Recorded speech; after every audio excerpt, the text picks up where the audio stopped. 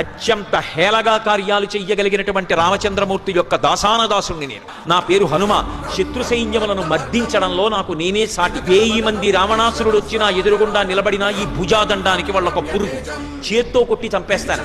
నాకు ఆయుధములు అక్కర్లేదు. నా పాదముల చేత తొక్కేస్తాను, మోకాళ్లతో పొడుస్తాను, నా వక్షస్థలం చేత కుమ్మేస్తాను, రాళ్లు పెట్టి కొడతాను, చెట్లు ఎత్తి విసురుతాను, పర్వత శిఖరములను అత్యంత హేళగా చేతిలో రాళ్లు పట్టుకున్నట్టుగా పట్టుకుని విసిరి కోట్ల సైన్యాన్ని సంహరిస్తాను. నాకు వేరు ఆయుధం అక్కర్లేదు. సీతమ్మకి నమస్కరించి వెళ్ళిపోతాను. నన్ను పట్టగలిగిన వాడు మీ లంకా పట్టణంలో లేడు.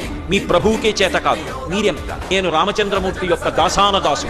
80,000 మంది కింకరుల మూక వచ్చి చుట్టూ నిలబడి ఆయన మీద బాణప్రయోగం చేస్తున్నారు. వెంటనే అందులోంచి ఒక పెద్ద పరిఘని ఒకదాన్ని ఊడబెరికారు. ఊడబెరికి గిర్ర గిర్ర గిర్ర గిర్ర తిప్పి ఆ పరిఘ పెట్టి 80,000 మందిని కొట్టారు. కొడితే 80,000 మంది గుర్తుపట్టడానికి వీలు లేనటువంటి మాంసపు ముద్దలైపోయారు.